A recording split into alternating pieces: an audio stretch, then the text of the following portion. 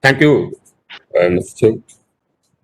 Shri R.K. Chug, the President, AIMA, Shri Vipul Ray, Vice President, Shri Rohit Pathak, Vice President, Shri Sunil Mishra, DG AIMA. Ladies and gentlemen, let me thank you first for selecting this topic of Atmanirbhar Bharat as the theme for today's convention, today's meeting. And let me also congratulate you on your first ever virtual exhibition, which I think will be very interesting to see. Ladies and gentlemen, economic power has always been a critical component of national power. In fact, it has been a fundamental component of national power.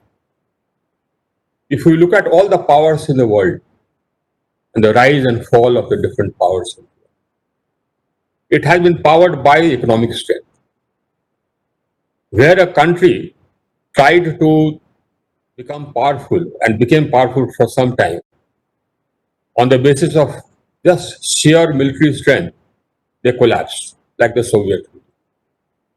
In order to have military strength, you also need economic strength. So economic strength is critical. And history shows us that. You see, that was what Britain and the British Empire was all about. Trading, the right to sell, cloth produced in Lancashire in India. And our pushback was Swadeshi. This has been a battle which has been going on. You go back in history and you realize that this has been the essential battle in the world. The British fought 2 wars with China for the right to sell opium to China. The Americans fought a war with Japan. Fred Perry, he opened up Japan for the right to sell to Japan. Economic strength is the critical. Now that is something which we as a country have failed to realize for a long time. We were brought up in a culture which did not give the salient importance to economic strength, which has been given in other countries, in the Western countries and the Northern countries.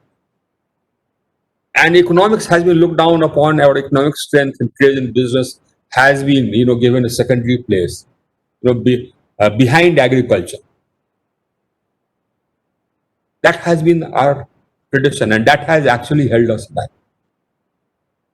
Now, that tradition has also translated into the structures which we built up and the disconnect which has happened.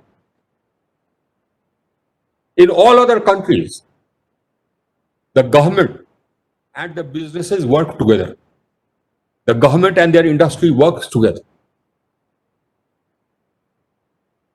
as a team.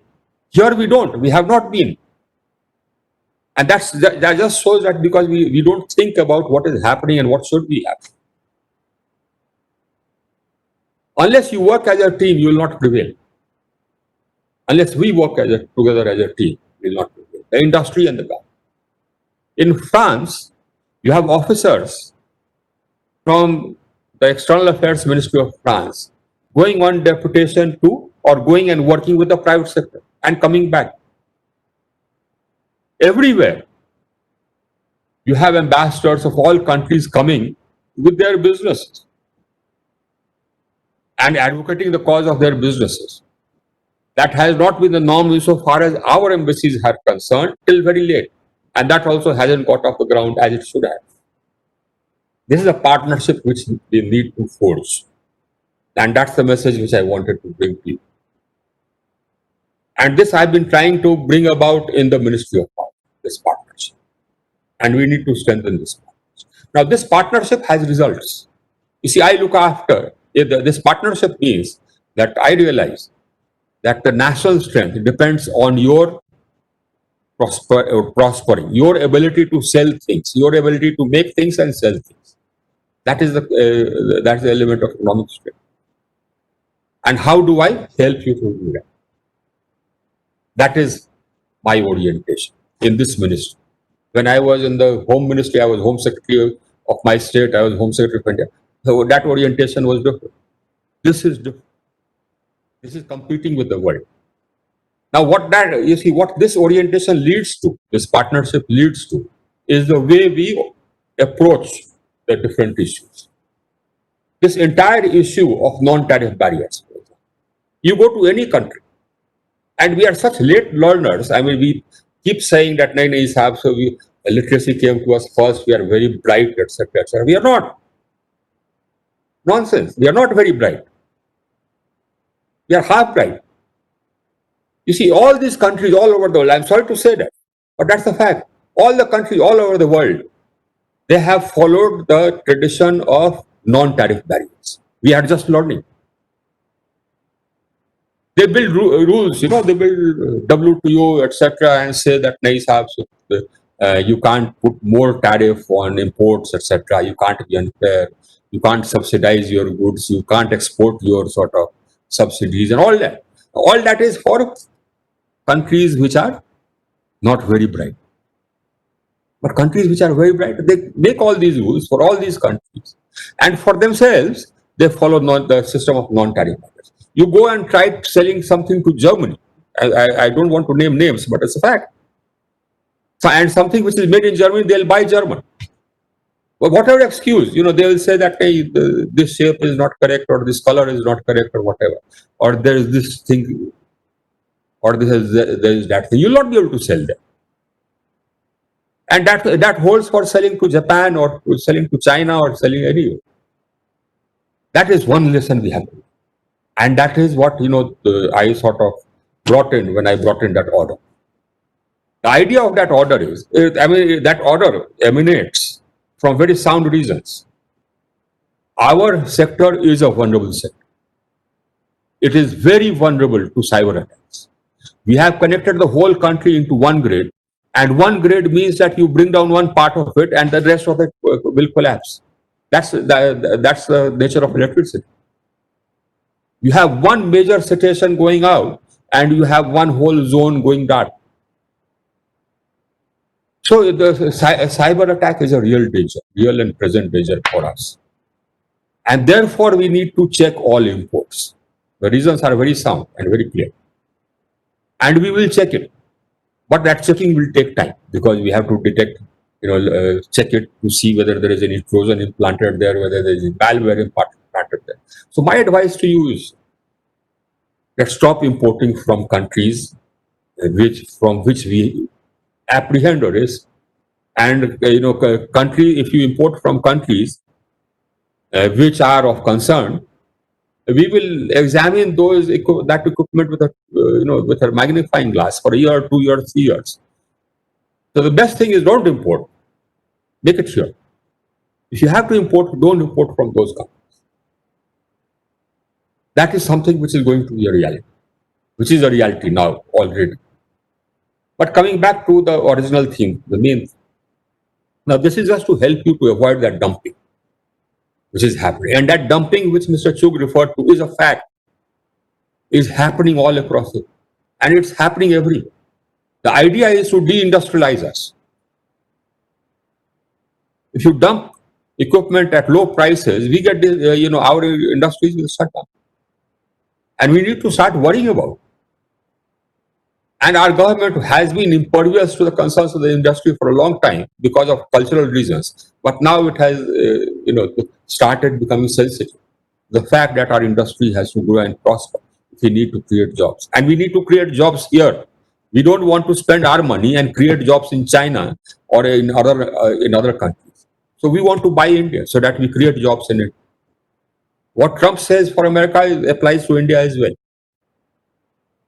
What he's saying is valid. So we are going to put in place many of these non-tariff barriers, plain and simple and blunt.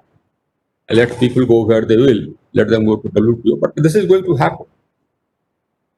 Now I have a complaint with you, with the industry, Indian industry. While the government has been remiss, so has the Indian industry. I mean, every country knows reverse engineering. You don't. You think the best thing to do is to go and buy it. Why don't you follow reverse engineering? I mean, Korea did not invent television, but you look around and you will see Samsung television, or the television tube was invented. Correct me, but I think in the United States. But you go around and see that yes, you have Toshiba flat screen TVs or whatever. They did not invent this television tube. The whole world works like that. So I think you need to start working like that as well. And I want to help you to do that. Now, what we have done in our ministries, as I said, this is a partnership. You and me, we are going to work together. Because the whole world works like that. The world which is aware, the world which knows what is what and what the reality is, works like that.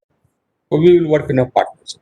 So what we are going to do is I have set up a task force and given them the target of setting up manufacturing zones.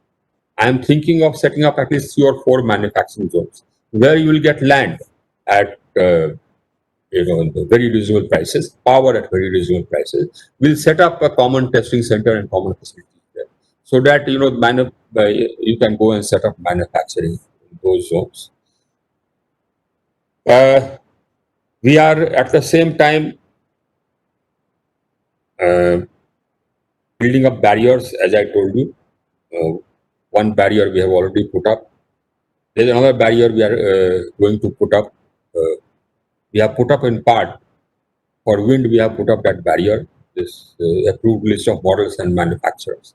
If you are in the wind industry, and then you can only use equipment which is listed in that ALM order. That means approved list of models and manufacturers. And that also is a non-tariff barrier. So we only will impanel that which is made in India. And similarly, we are coming out with an approved list of models and manufacturers for solar. So that also you will then again get a market. This market is yours. India is your country. This is your market. And basically, this will be a market which will be there for you. That will happen. Then we have already decided as a country that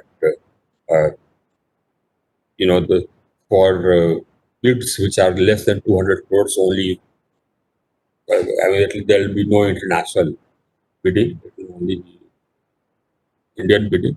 But even where there is international bidding in our uh, ministries, in my ministries, basically it will be by and large Indian. And because you can't import and then take part in our bids, your equipment will not get cleared. So this is a huge opportunity. Now this opportunity is also um expanded by the fact that you had COVID and the world has lost faith in China and they want to shift out. So they want to come here. And we are going to make it easy for them to come and set up manufacturing. By manufacturing, I don't mean assembly. I mean manufacturing. At least 50-60% value addition here. Now that will again set off a chain of ancillaries, requirement of ancillaries, which we can be taken advantage of. But this is an opportunity which has come because of COVID, and we want to make sure that we avail of that opportunity. We are also trying to strengthen our systems. COVID was a challenge. It was a challenge because the demand for power came down by 24% in April. The collections by distribution companies dropped to almost 10% of what it was. So they could not pay to the generating companies. Nonetheless, the power system had to run. So I told all my generating companies that you will not insist on payment. I had put in place a system of letters of credit. No power could be dispatched until less, the distribution company gave a letter of credit. I eased that so that there are no blackouts because they were not being able to collect money. And then after that, we, Ministry of Power, organized this 90,000 crores credit infusion. We asked our companies, PFC and REC, to mobilize those funds. And then after that, we took the concurrence of Ministry of Finance, and we are giving this, infusion of funds, which is enabling the distribution companies to pay off their bills to the generating companies and to all other companies to whom they have to pay bills. We already have applications for about 1,06,000 crores against 90,000 crores which we had announced. But we are going to increase it and we will sanction all of it. We've already sanctioned. The sanction comes with some conditions. And the conditions are to make sure that reforms happen. So we've already given sanctions worth about 71,000 crores, 72,000 crores. The remaining also will sanction. I'll tell you the conditions which we have put in this credit liquidity infusion. One condition which we have put is that the states put in place a system for their government departments paying their electricity dues on time. That used to be lagging. You had 60, 70,000 crores of electricity dues from the state government departments. So they have to clear that in 3 years and put in place a system so that all these departments and municipalities pay on time. Maybe prepaid system, etc. That is one condition we put. The second condition which we put was that the subsidy which they have to give has to be given upfront. This is for the first installment. For the second installment, if they are making losses, they have to give us a trajectory for loss reduction and follow it. And they will also have to list out the steps which they will take for ensuring that loss reduction. So these conditions, and then it has to be countersigned by the state government. So all these conditions they have to follow and commit to before we release the second installment. So we are also pushing while we are making this liquidity infusion, we are also pushing the distribution companies towards reforming it, towards making them viable. You can't have a system which is sustainable unless and until it is viable. You can't have sustainability without viability. That is something which the states need to understand. Now you have a political system, so the states are led by political government, and electricity, unfortunately, has become embroiled in politics, so that states compete uh, as to how many which state can give free electricity to how many people. But I keep telling them that electricity, you want to give free electricity, go right ahead, but you have to pay for the power. Electricity is not really free. Generating it costs money. So that is something which I've been trying to drill into the state government. And I've been trying to drill into the state governments that unless and until your distribution companies become viable, we'll find it difficult to sanction any schemes for them or to give them any funds from PFC and REC. And if they are making losses, they'll not get any funds from the banks in any case. I have recently tightened up the prudential norms for PFC and REC. And now, if a distribution company is making losses continuously, they will not be able to access funds from PFC or REC until unless they again work out a trajectory for loss reduction, get their state government's commitment to it, and follow it. And if they renege on that promise, if they do not follow that, then we'll recall the law. So that is a prudential norm I have put. You see, the distribution companies became this way because we allowed them to become this. We continued financing them. The power finance companies and the REC continued financing. If they had acted in a prudentially responsible manner, then this would not have happened. And they could also, of course, also count on enforced credit from the generation companies, which is again, that is a route which I have stopped by this LC system, which I have again restarted. But the good news is that the power demand has started growing up. It had gone down by about 24%.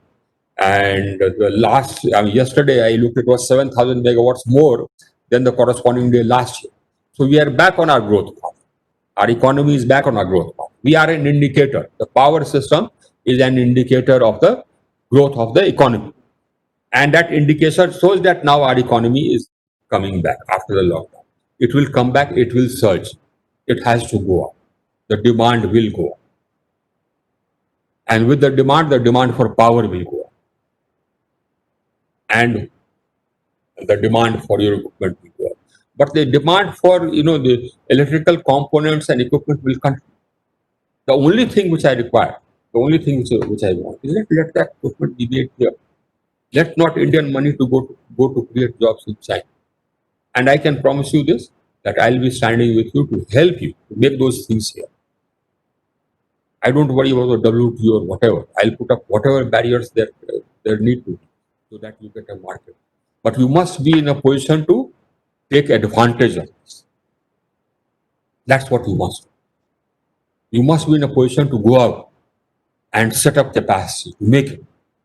Try your hand at reverse engineering. Make things here. People will not be able to come and compete with you. Do that. You must go out and you are entrepreneurs. Be entrepreneurial. And go and start making compressors, for example, for our air conditioners. Who will start? Please start. I don't see any hand going up. Mr. Sabu?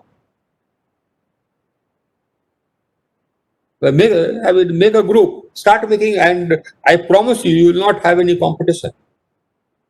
Start making compressors for refrigerators. Imagine in this day and age, we are importing compressors for air conditioner.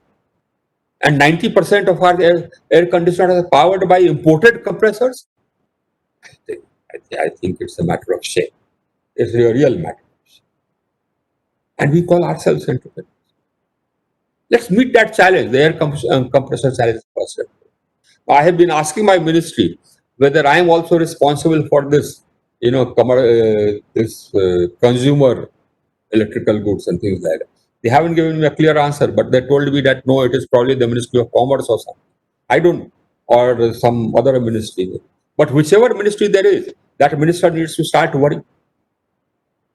If that minister has a commitment to the country, he needs to start worrying. I understand you have problems. Of course you have problems. Major problem. One problem is credit availability. You want to start an industry in India? Getting a bank to agree to lend to you is a problem. I understand. I don't know how to fix it. But I think Nirmala Sitharaman ji will have to think of ways of fixing it. I understand that your cost of credit is high. I know that. And therefore, your cost of product will be high. I understand. And Nirmala Sitharaman ji will have to think of ways and means of fixing it. I hope she is thinking of ways and means of fixing it, or that it is worrying us, or that it should be worrying her as well. And I expect you people to raise this with the minister. I understand that. I understand that the cost of power is high. I have been trying to bring it down by reducing cross subsidies, etc. It will happen in the manufacturing zones. You will get power at a cheaper rate, so that you become competitive. But हमारे हिंदी में कहावत है 100 बातों की एक बात. 100 बातों की एक बात तो यह है कि मैंने तो कंपटीशन खत्म कर दिया है, तो मैंने दीवार बना दिया. And you are the sentinels of that wall. Please remember that. On the front, I have soldiers. Here, in the commercial battle, you are our soldiers. So if any import is happening in violation of the orders which we have issued, please let me know. Only then will I be able to make sure that the wall is not breached, or that there is no infiltration. So can I expect that from you, Mr. Chok, Mr. Sabu? That in case there is, yes, in case our orders are being breached anywhere, this does not, it's not personal. It's just national. It's not personal. It's just national. So if any one of us is unfortunately importing something, then it is our duty. It's the duty of all of us to report this and counsel that gently. That look, this is not going to work. You will get embroiled into trouble. There will be cases, and of course, that equipment you will not be able to utilize for 2 years, because the testing will take at least 2 years. Let me tell you this. Any equipment, if it goes into my laboratory, it will take at least 2 years to come up. So I want you to work as my sentinels. Without that, my initiatives cannot succeed. And as I said, it is a partnership. Shall we shake our hands on that? Sure, Thank sir. you so Sure. much. Thank you so much. Thank you very much. So, Sabuji, I think you quickly taken through Digilite Bharat. Sabuji? Yeah. It's a couple of Thanks. minutes. Sure. Yeah. Sure. Good morning to our guest, Shri R.K. Singh ji, my colleagues and participants. Sir, it's a privilege to hear you. Thanks for such a powerful and encouraging words. Can we please have a round of applause for him? Thank you. Thank you. Thank you. Sir, you very well said, economy has to be powerful if India to become powerful. And the second, that government and industry should work together as partners. Very well said, sir. Sir, EMA has always been rooting for Atmanirbhar Bharat for the last many years in our representations to the government from time to time. Thanks to our Honorable Prime Minister for coining the phrase Atmanirbhar Bharat that has given real impetus to the goal of self-reliant India. Today, we are laying the foundation for the future, where the world of business has changed, where the way we meet and reach out to customers has changed. What has not changed is the way EMA will support its stakeholders at all times to adapt, to grow, to learn new technologies. You all would have heard about Ilakrama, which started in 1990 and has today become the world's largest electrical exhibition. The recently concluded Ilakrama 2020 witnessed more than 300 exhibitors participating in it and over 300,000 footfalls from 85 countries and generated inquiries and orders of more than 30,000 crore. While deciding the theme of our first virtual exhibition, we wanted it to carry forward the legacy of Ilakrama. We want to cherish 2020 as another history-making year when the first virtual exhibition of EMA was organized. While Ilakrama attracts the world to India through DigiLec Bharat, we take India to the world. Keeping in line with Atmanirbhar Bharat theme, you will find only Indian companies as exhibitors in DigiLec Bharat. The exhibition showcases the capabilities and readiness of our indigenous electrical companies to meet not only the domestic requirements, but also to be preferred partner and supplier in the international market. Lead exhibitors include L&T, Havells, Ravin, Siemens, Secure Meters, Gupta Power, Talwane, Electrolytes, IRDA, Polycab, HPL, and many more. We are expecting a very good visitor response from power utilities, EPC, contractors, and user industry such as defense, railway, buildings, etc. Sir, another highlight is the conference on transforming the business through technology. The conference features 5 power-packed sessions focusing on business opportunities for our industry in new technologies such as e-highways, e-components and charging infra, renewable integration with the grid, industrial efficiency and convergence and technologies. Eminent speakers shall be addressing over 1,000 delegates in this conference that is also taking place under the aegis of DigiLec Bharat. The beauty of this virtual exhibition is that it is open 24/7 for these 4 days starting from tomorrow, and you can visit at any hour of your convenience from the safety and comfort of your home or office. We seek the support of the government and Honorable Minister Shri R.K. Singh Ji to kindly treat EMA as your partners and supporters in all endeavor which can make the electrical manufacturing industry of India into a globally recognized entity. I welcome you, all of you, to DigiLec Bharat from 24th to 27th September and urge you to make the most of this opportunity. May I now request our esteemed chief guest, Shri R.K. Singh ji, to formally inaugurate DigiElect Bharat by lighting the lamp. Thank you. Light is truly known as the symbol of brightness and prosperity. For seeking the choicest blessings of Almighty, I'd now like to request all our dignitaries to please join us for the auspicious lamp lighting as we take the blessings from God and go as per the Indian traditions.